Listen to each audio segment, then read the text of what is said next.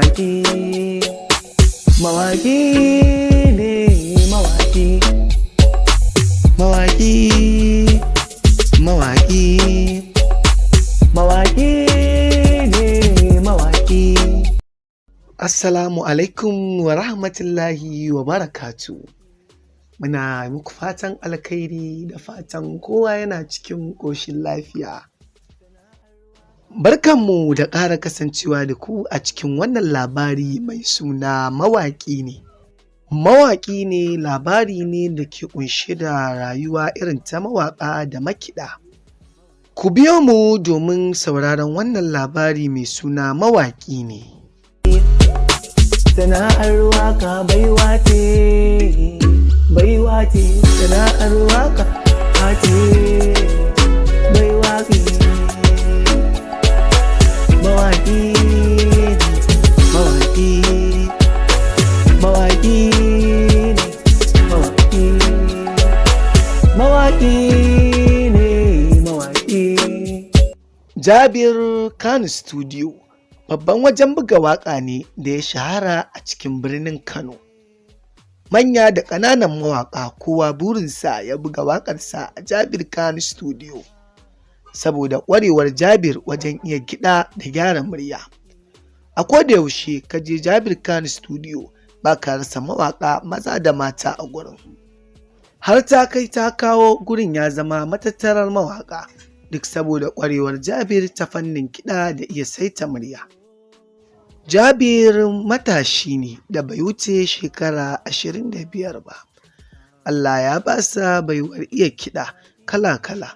Wannan dalili ne yasa wasu daga cikin abokan sana'arsa suke masa adawa tare da kushe ayyukan da yake wa mawaƙa. Amma duk da haka ɗaukaka ce kullum ke zuwar masa. A duniyar mawaƙa babu wanda bai san Jabir ba, shi mutum ne na mutane. Yana mu'amala da kowa cikin mutunci da girmamawa. Nasara ce kawai ke zuwar masa a koda yaushe, domin mawaƙa daga gari ke zuwa saboda ya yi musu aiki. Ya tara awadin kala-kala daga garuruwa daban-daban. Ahmad Salo shi ne asalin mai gidan Jabir a harkar kiɗa da waƙa, kuma shi ne mai gidan abokan sana'arsa waɗanda ke masa adawa. Tahir Best, KB1, Ɗan Baba tare da Saraki, waɗannan su ne abokan sana'ar Jabir, duk tare suka koyi kiɗa a hannun mai gidansu Ahmad Salo. Amma yanzu kowannensu gashin kansa yake ci a harkar waƙa, saboda haka kowannensu yana girmama Ahmad Salo saboda ya yi masu halacci a rayuwarsu, suna matuƙar girmama umarninsa a harkar ta waƙa. Jabir shi ne ƙaramin yaronsa. Ahmad Salo yana ji da Jabir saboda biyayyarsa da iya mu'amalarsa. Yanzu shekaru sun ja Ahmad Salo ya daina harkar waƙa da kiɗa. Wannan ne ya sa kowannensu ya samu cikakkiyar dama wajen cin gashin kansa.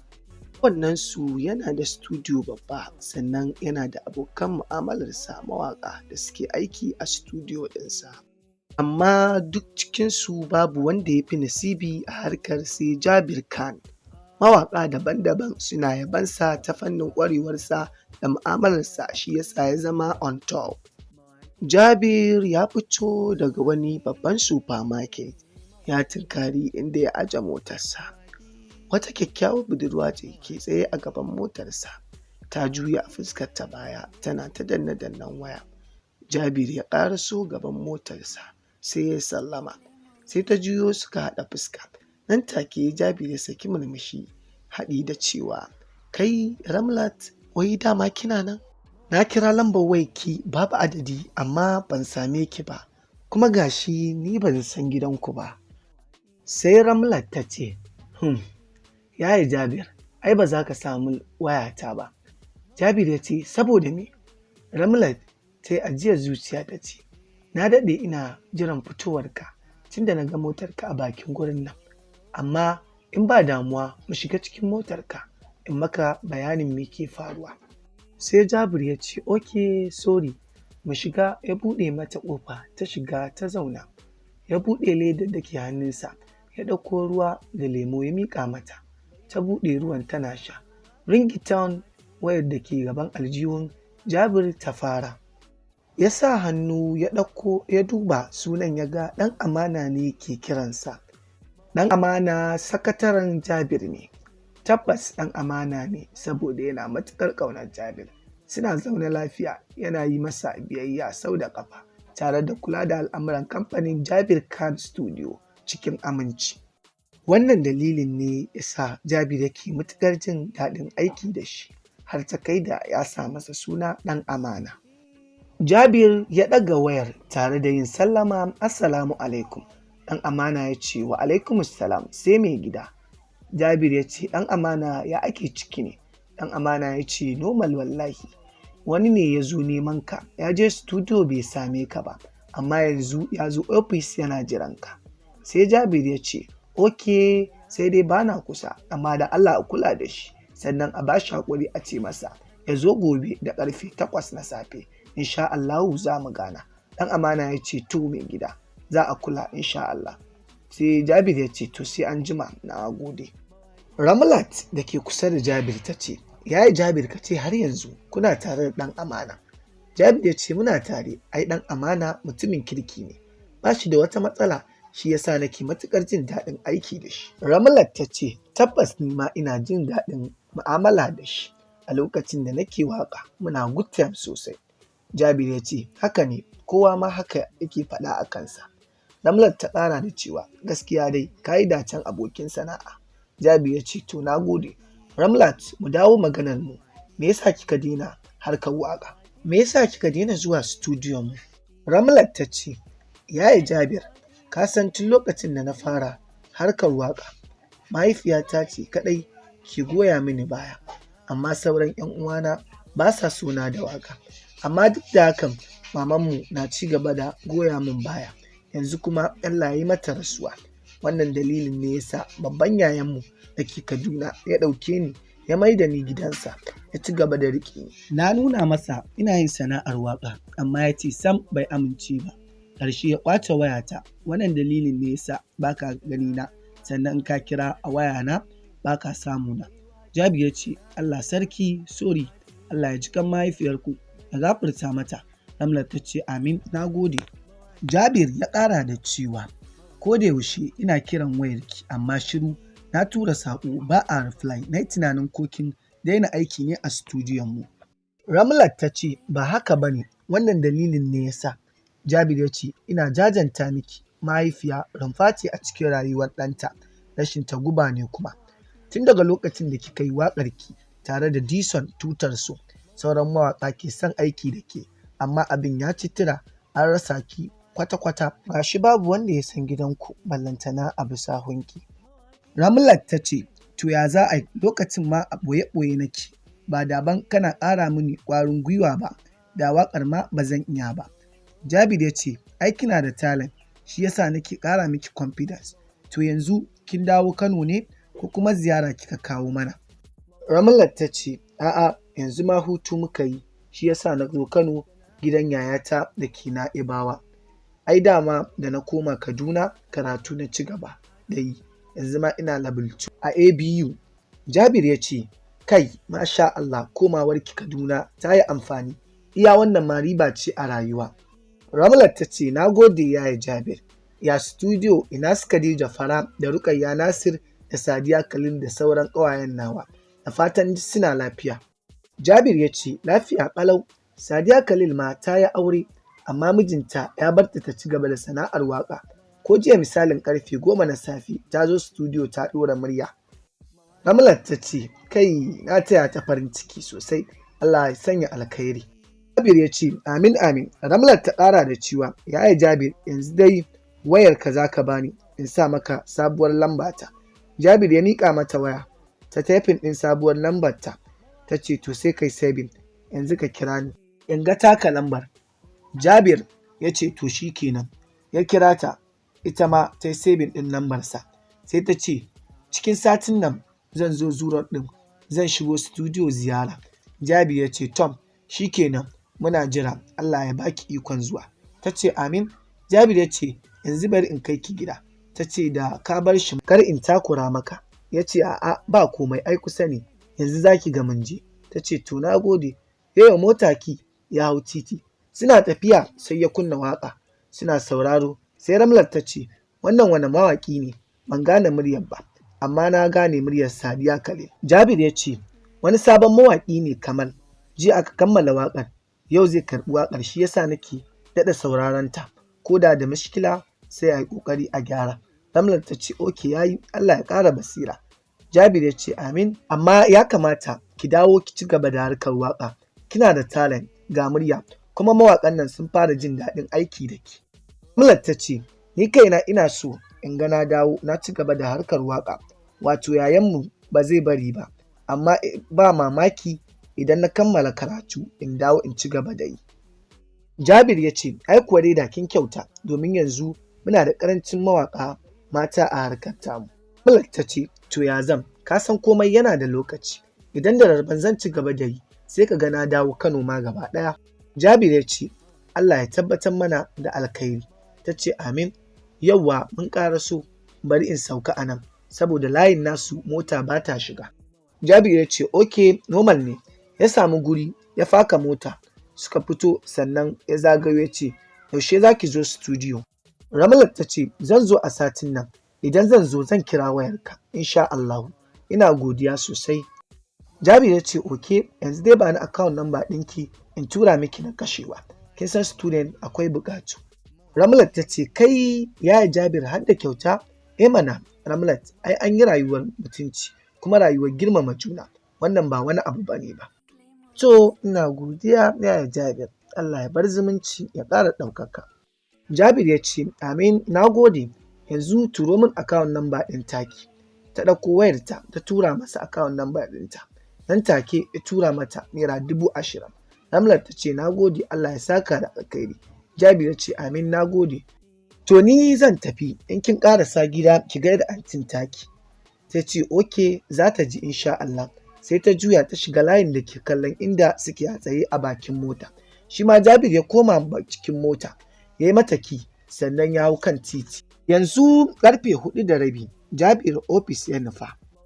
A can ofis ɗin Jabir da ke saman benen Amana Plaza da ke Zoo Road, aƙalla mutum 5 ne ke jiran zuwansa, kowannensu aiki ya kawo masa. Alin karfe 5:30 Jabir ya ƙaraso, ya yi fakin ɗin motarsa sannan ya tinkari ofis ɗinsa da ke saman bene lamba 25. Ya shiga tare da yin sallama. Ɗan Amana da ke kan kujera a gefe guda yana tafin a kwamfuta, sai kuma mutanen da ke jiransa a gefe guda a zazzaune a kan kujera duk suka ɗago kai inda yake tare da amsa sallamarsa wa alaikumussalam. Ya ƙarasa kusa da su, ya miƙa musu hannu suka yi musabaha cikin farin ciki. Ya ce musu da Allah ku yi haƙuri, wani abu ne ya tsaida ni, da fatan ban ɓata muku rai ba. Ɗaya daga cikinsu ya ce a'a ba komai wallahi, ai ɗan adam ajizi ne, kuma ma kusan duk lokaci ɗaya muka zo, ba mu wani daɗe da zuwa ba, yanzu sakataren ka ke ƙoƙarin kiranka sai ga ka kuma ka ƙaraso. Jabir ya ce ok masha Allah, sai ya juya ɓangaren da ɗan Amana ke zaune yana aiki a kwamfuta. Ya ce ɗan Amana ya banga an kawo musu drinks ba. Sai ɗan Amana ya ce cikin fridge ɗin namu ne babu komai, amma na sanar da order a Shoprite yanzu za a kawo. Sai Jabir ya ce ok to ba matsala. Ya juya ya ce musu barkanku da zuwa. Suka haɗa baki suka ce yauwa barka. Ya ce yanzu bari in shiga ciki in shirya, zan kira sakatare sai kowa ya one by one sai mu tattauna. Suka ce ok babu damuwa. Ya juya ya buɗe ofis ɗinsa ya shiga. Babban ofis ne ciki da falo. Falon wajen zama ne na baƙi, sai kuma sakatare ɗan Amana da ke zaune a gefe guda akan kujera, sai kuma tebul a gabansa da kwamfuta da sauran kayan aiki. Ciki kuma shine ofis ɗin Jabir da yake zama domin harkokinsa na waƙa da sauransu. A can kuwa gidansu Jabir da ke Rijiyar Zaki, mahaifiyar Jabir ce wadda suke kira da suna Mami ke zaune a kujera a falo tana kallo, sai kuma ƙanin Jabir Nasir akan kujera a gefe yana chat. Nasir matashi ne da bai wuce shekaru 20 ba, babu abin da ya sa a gabansa sai gayu. Hafson guy ne sosai, shi yasa abokanansa ke kiransa da suna Nasir Bauti. Gidansu Lighthouse ne, yana ɗaya daga cikin gidajen da suka fi kyau a layinsu. Mahaifinsu yanzu shekararsa 2 da rasuwa. ya rasu ya bar su huɗu, babban yayansu Alhaji Tahir, sai Jabir mai biye masa, sai Nasir, sai kuma 'yar autarsu Amira. Amira bata fi shekaru 15 ba. Babban yayansu Alhaji Tahir shi ne manajan kamfanin da mahaifinsu ya rasu ya bar musu a yanzu, kuma shi ke kula da dukiyoyinsu da kadarorinsu da harkokin kamfani. Mahaifiyarsu ita kaɗai ce matar mahaifinsu, ba ta da wata matsala, ba ta da burin da ya wuce 'ya'yanta su haɗa kawunansu domin rayuwarsu ta inganta. Alhaji Tahir babban yayansu yana da shekaru 35 ya yi aure kafin rasuwar mahaifinsu, yana da ɗa guda ɗaya a yanzu. Mami da Nasir suna falo a yanzu haka. Mami na kallo, Nasir kuma yana chat a gefe guda. Sai aka fara knocking, sai Nasir ya yi tsaki ya tashi ya ajiye wayarsa ya je ya buɗe ƙofar falon. Amira ce ta dawo daga Islamiyya, suna haɗa ido. Nasir ya ce, wai ke yarinyar nan me yasa har yanzu ba za ki waye ba? Me amfanin wayar da ke hannunki? Ki kira mana ki ce a zo a buɗe miki, amma kin damu mutane da bugu. Amira da ke tsaye a bakin ƙofa tana kallon sa ta ce mai, ni matsa in wuce. Ta shigewarta falo ta bar sa a tsaye a bakin ƙofa. A fusace ta wuce Mami da ke zaune akan kujera, bata ce mata ƙala ba. Ta shige ɗaki ta ajiye jakarta ta cire hijabin da ke jikinta. Nasir ya dawo ya ɗauki wayarsa ya ci gaba da chat ɗinsa. Sai ga Amira nan ta fito ranta a ɓace ta zauna kusa da Mami, sannan ta ce, Mami, ki faɗa wa yayan Nasir ya daina takura min. Shi tun da ya kandi ya dawo gida yake ƙoƙarin dole sai ya canza wa mutane ra'ayi. Ni kawai ya daina shiga lamurana. Nasir da ke chat ya ɗago kai ya ce, ke ni ke cewa in daina shiga lamarinki? To an shiga lamarin naki, ki ɗauki mataki. Mami da ke kallo ta kalli Nasir ta ce, kai me yasa baka son jan girman ka ne? Ina ruwanka da abin da take yi? Ko so kake ta raina ka? Kai ne gaba da ita, ba sa'arka ba ce, ya kamata ka san me kake yi. Nasir ya ce, to shikenan Mami, ni ko wasa ma na daina yi mata tunda ita ba ta da kunya. Amira ta ce, ɗin ka daina mini, tare da hararsa. Nasir ya ce, ke ni kike harara? Mami kin ga tana harara ta ko? Mami ta kalli Amira ta ce, ke ranki zai ɓaci, sa'an ki ne? Kai duk ku tashi ku bar falon nan, kowa ya tafi ɗakinsa. Duk suka tashi suka tafi ɗakunansu, suka bar Mami ita kaɗai a falo ta ci gaba da kallonta. A can kuwa ofis ɗin Jabir ya kammala tattaunawa da baƙinsa. Ya fito falon ofis ɗin ya kalli inda ɗan amana yake zaune. Ya ce, ɗan amana ya ce, na'am mai gida, barka da fitowa. Jabir ya ce, yau ya aikin? Ɗan amana ya ce, alhamdulillah. Jabir ya ce, masha Allah, gobe insha Allah ba zan fito aiki da wuri ba. Zan kai Mami wani gidan rasuwa ƙauye, za ta yi musu gaisuwa. Ɗan amana ya ce, oke, amma mai gida akwai wanda ya zo neman ka, na kira ka na faɗa maka, kuma ka ce gobe ya zo da ƙarfe 8 na safe. Jabir ya ce, oke, na manta da tafiyar nan ne, wallahi shi yasa na ce ya zo da safe. Amma ya kamannin mutumin take? Ɗan amana ya ce, a'a ba wani babba ba ne, yaro ne don bai wuce sa'an Nasir ba. Jabir ya ce, to yaro kuma? Ɗan amana ya ce, yaro ne matashi. Jabir ya tambayi ɗan amana cewa, ya faɗa ma daga inda yake? Ɗan amana ya ce, a'a, amma na karɓi lambar wayansa. Jabir ya ce, yauwa ka kyauta, yanzu ka kira sa ka ce ya zo gobe, amma ƙarfe 11 na safe. Insha Allahu lokacin na dawo. Ɗan amana ya ce, to shi kenan ba matsala, zan kira shi. Jabir ya ƙara da cewa, sannan idan Abdul ya shigo ofis anjima, ka ce masa na ce gobe ya buɗe studio da wuri, saboda Khadija Fara za ta zo za ta ɗora murya. Na kira wayansa ne a kashe. Ɗan amana ya ce, to shi kenan mai gida, zan faɗa masa insha Allah. Jabir ya ce, yauwa ni yanzu zan tafi, ba na son magariba ta min anan, na fi so in yi sallah a gida. Yauwa sai anjima. Ɗan amana ya ce, oke, sai gobe, a sauka lafiya. Jabir ya buɗe ƙofa ya fita. Ɗan amana ya koma kan aikinsa. To mai sauraro, duka ana muka kawo ƙarshen kashi na farko, sai mu tara kashi na biyu. Muna godiya, ci gaba da sauraro.